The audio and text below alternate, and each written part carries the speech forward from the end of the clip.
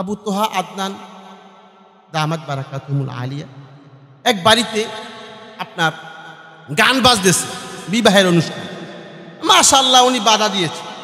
হাদিসের মধ্যে এসেছে যদি তোমার শক্তি থাকে, তোমার যদি রাষ্ট্রীয় শক্তি থাকে বা যে কোনোভাবে তোমার শক্তি থাকে, তাহলে তুমি হাত দ্বারা প্রতিহত করবা।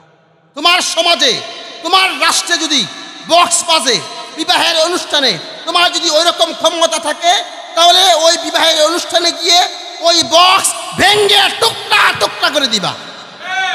যদি ওই রকম শক্তি তোমার না থাকে, ইল্লাম ইয়াস্তাতি ফাবিলিসানি, তাহলে জবান দ্বারা প্রতিবাদ করো। আবু তোহা আদনান জবান দ্বারা প্রতিবাদ করেছে।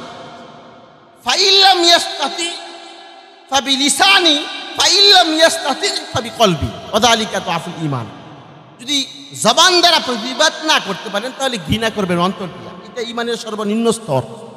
তো বেচারা আবু তোহা আদনান প্রতিবাদ করেছে, ঈমানের পরিচয় দিয়েছে। এই সুরের ঘরে সুরে নাস্তিকের বাচ্চায় এই ইতরে ওই বিদেশ পয়সা গ্রেফতারের ভয় দেখায়। চিন্তা করছে এটা মুসলমানের দেশ তো নিয়ে, এটা মুসলমানদের দেশ।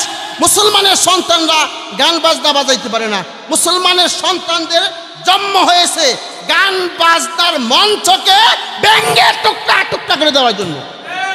তুমি আমি মুসলমান, আমার রক্তে তোমার রক্তে খালেদ সাইফুল্লাহর রক্ত আছে, আমার রক্তে তোমার রক্তে হযরত ওমরের রক্ত আছে।